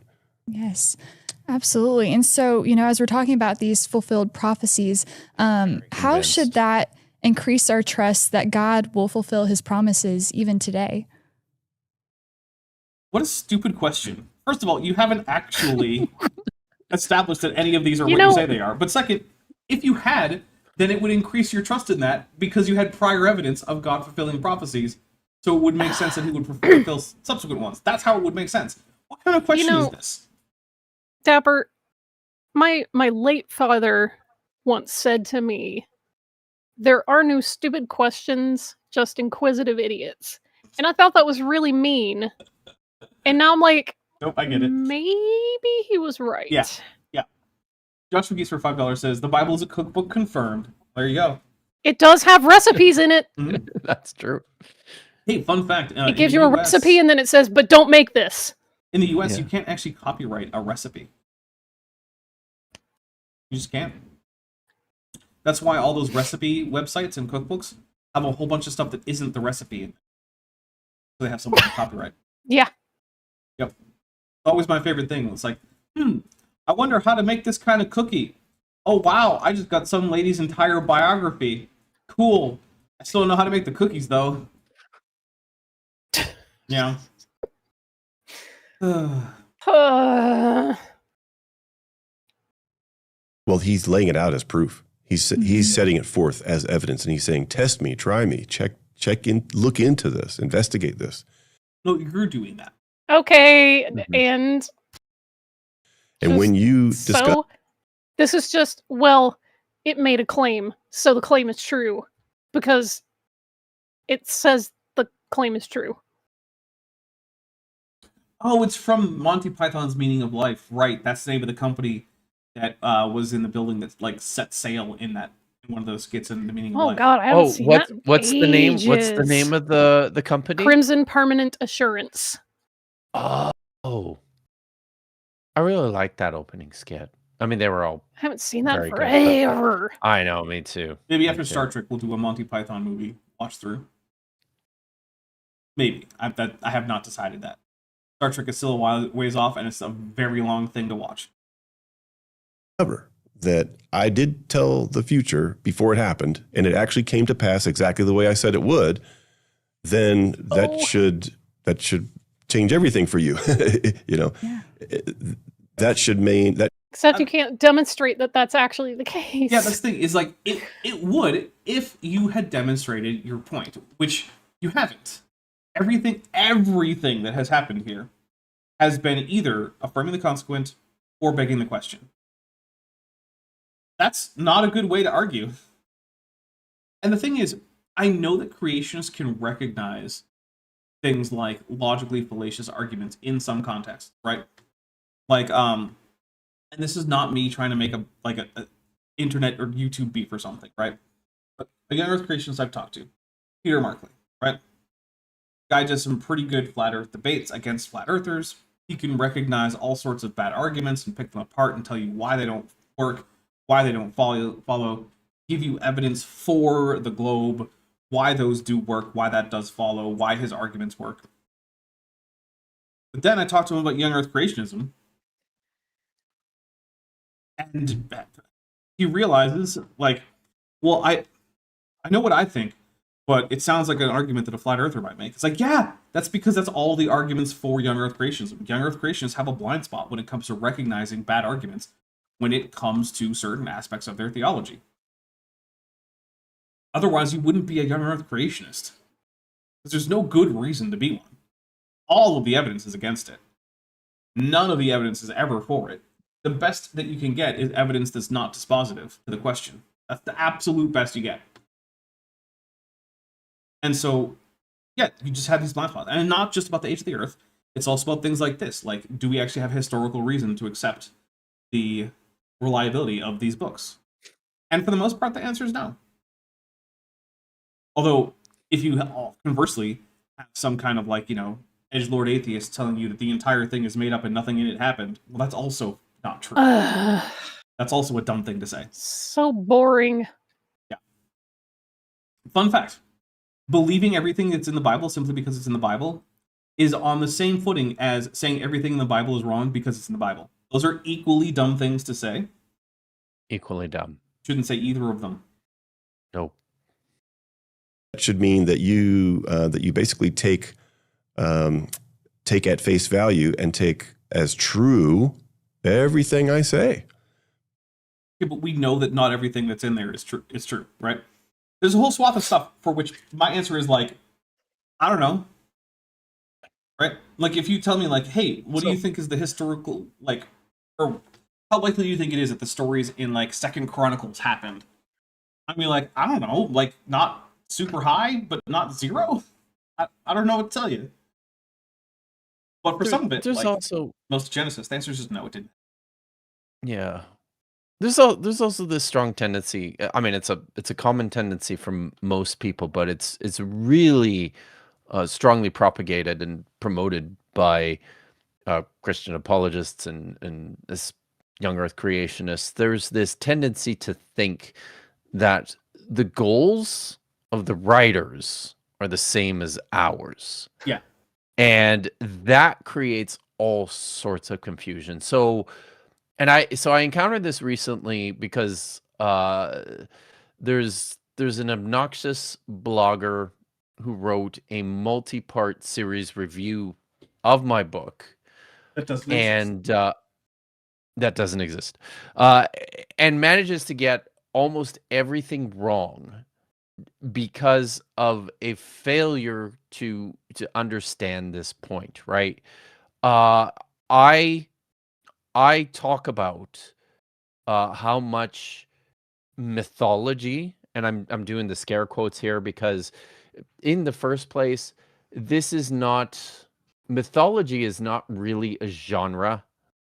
It's I mean, it's a way of writing. It's a way of thinking. There's no technical,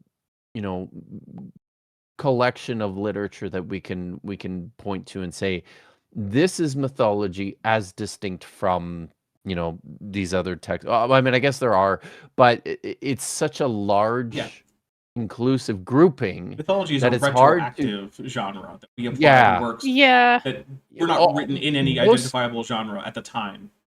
Yes, most genres are, but some of them are really, like, for example, you can something like a legal text or a treaty or a prophecy.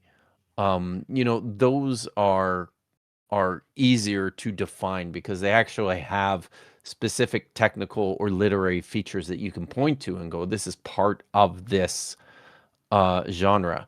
So but there are plus when people are like, oh, this is just a book of fairy tales or this is all mythology, like, no, there's poetry in there. Well, whatever else that's about not mythology. We got to wrap this up real quick because we are quickly running out of time.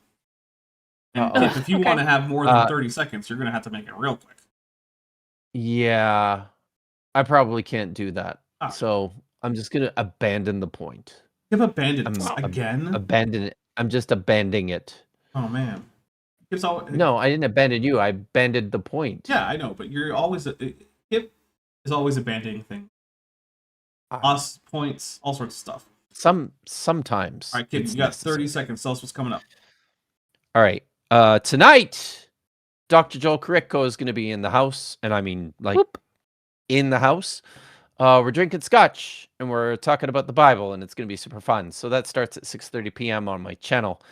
I will be on Misinterpretation's channel on Tuesday at either 4 or 5 Pacific. I'm not entirely sure. It's one of those times, but check that out. And then I will be... All right, there's Kip muted because he went past 30 seconds.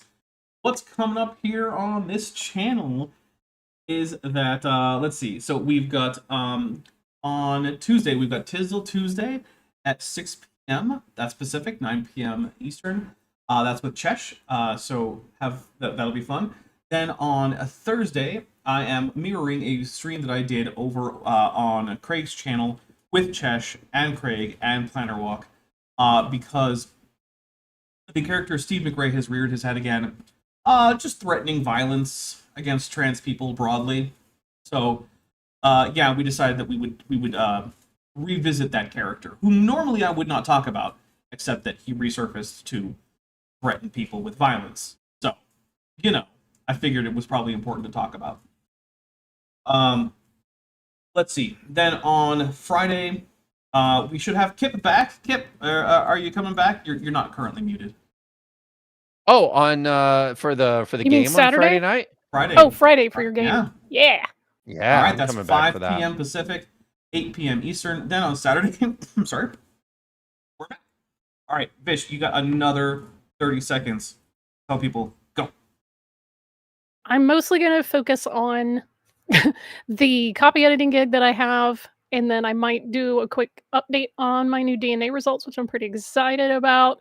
And Chrissy and I continue to collaborate behind the scenes. Mwehehehe. Also, we're streaming on Friday, Vish. And we're apparently streaming on Friday. So And then there you go.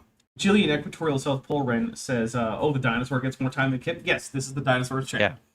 Yeah. If I'm on Kip's channel, I would fully expect him to get more time than me. That's perfectly reasonable.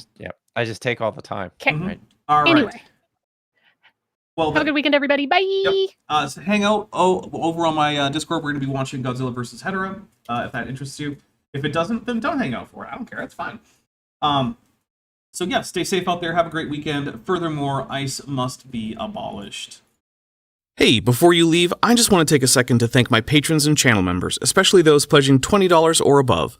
Benthovend, Tapioca Weasel, Max Cherry, North Texas Fossils, John Ackerman, Sphincter of Doom, Regios, Landon, Ian Chen, Eleron Teller, Phil Gavara, Kelvin Brostek Van Manen, Joshua Geese, Volis, Dan Sheedy, The Plastic Mouse, Arrow Dodger, and Gordon Love Science. It's because of my channel members and patrons whom you're seeing on screen that this channel can stay afloat. Without you, it would all shut down.